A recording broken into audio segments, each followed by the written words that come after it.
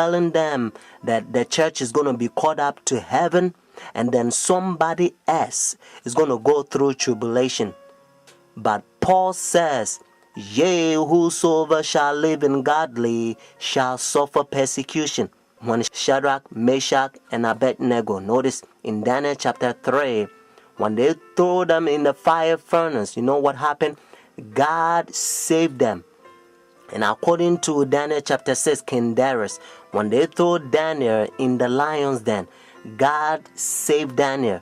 God helped us to understand that He has the power to stop pain and He's in control. And according to Daniel chapter 12 verse 1, Bible says God's people shall be delivered. Notice, in the time of trouble such as never was. So you don't have to fear mankind. Do not accept that satanic doctrine or gospel, so to speak. It's coming from the Jesuit, the Vatican. You eating Catholic doctrine. That's what you are eating. That's why, and again, Revelation chapter 17, the Bible called this power the whore, the mother of harlot. Means if this power is a mother, notice, that means that this power has a daughters. It's a Sunday churches that they accept their sun worship day. That's why it's Sunday. And watch even the spellings, you find out that's what it is. So friends, Jesus Christ is coming. Whether you go to church or not, friends, take a stand now. Saturday is the biblical day, the Sabbath, because God knows that in the end, the devil's going to make a lot of people forget the day. It's the holy day that they prove that He's the one who created heaven and the earth. Friends, that's why He began by saying, remember the Sabbath day to keep it holy. Oh, friends, isn't that sad? Said Jesus. Why you call me Lord, Lord, and do not the thing which I says? Says Jesus. These people confess me with their mouth, but their heart is far from me. Luke chapter 23, verses 50 to 56, and also Luke chapter 24, verses 1 to 3. In order for you to understand, you have to know that the Bible says all things was made by Him. So Jesus Christ created this world 6 days, and the seventh day He rested, according to Genesis chapter 2, verses 1 to 3. And then when Adam and Eve, they sinned, redemption, He came and He died for us. Friday on the cross, Jesus Christ, He says it is finished. And then He rested on the Sabbath day. Notice when the sun was going down, Friday evening, they buried Jesus Christ. So the early day in the morning, notice, according to Luke chapter 24, verses 1 to 3, Jesus Christ rose on Sunday. So Jesus Christ kept the Sabbath after the creation, and He kept the Sabbath after redemption. It's a beautiful thing if you understand. That's what biblical Sabbath is all about.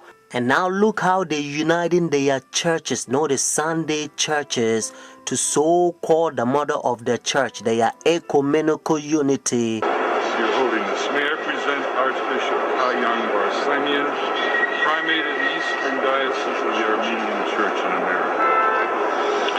According to ecumenical protocol, the Eastern Orthodox would be first in order, as they are, of course, first in priority in the Catholic Church's ecumenical responsibility. May I present Archbishop Yichen Akachi, the legate and ecumenical officer of the Eastern Diocese of the Armenian Church in America and president of the National Council of Churches in the United States. Holiness, may I present Reverend Dr. Donald McCoy, representing the presiding Bishop Mark Hansen of the Evangelical Lutheran Church in America. Holiness, may I present Bishop Jeremiah J. Park, Bishop of the New York Annual Conference of the United Methodist Church.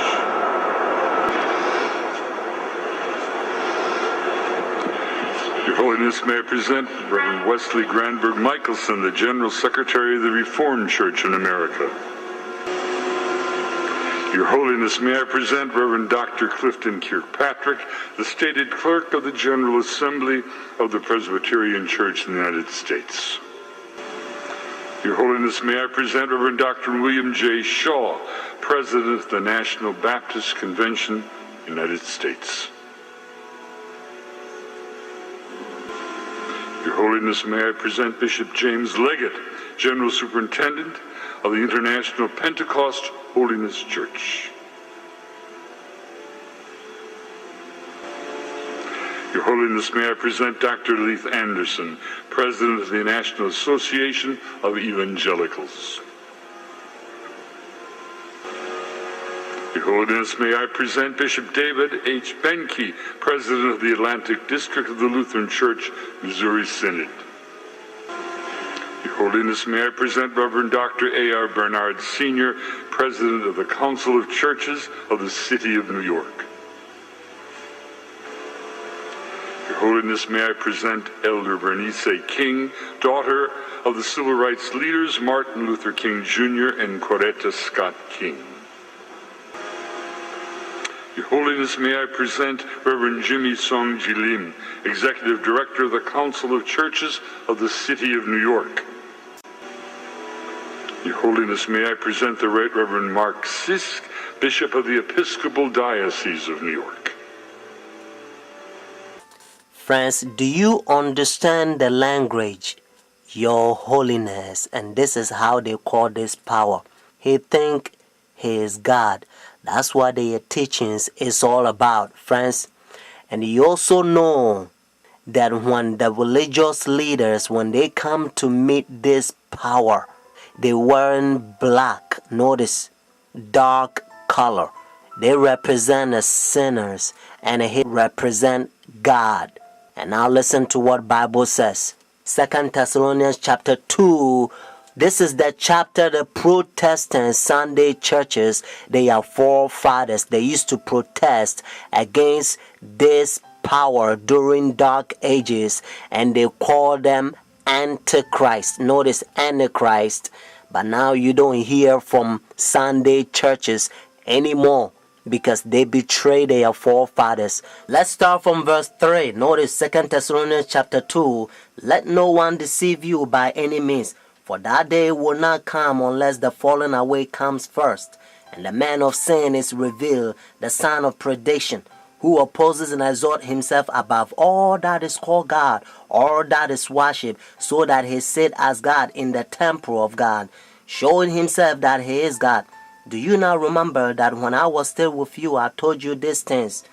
And now you know what is restraining, that he may be revealed in his own time. Notice what it says in verse 7. For the mystery of lawlessness is already at work. Only he who now restraining will do so until he is taken out of the way. And then the lawless one will be revealed, whom the Lord will consume with the breath of his mouth and destroy with the brightness of his coming. The coming of the lawless one is according to the working of Satan, with all power, signs, and lying wonders, and with all unrighteousness, deception among those who perish, because they do not receive the love of the truth, that they may be saved. Friends, I urge you to call this number and order your own book. And the name of the book is The Great Controversy. Notice, The Great Controversy. And by the grace of God, you're going to become a better Christian.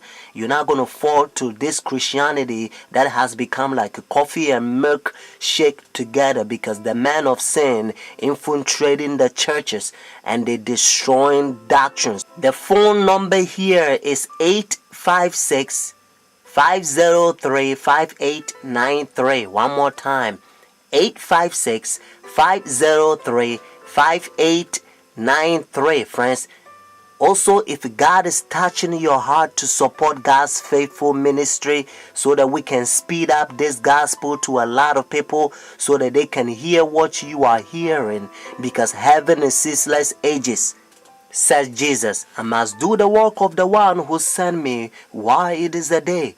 The night is coming, no one can work.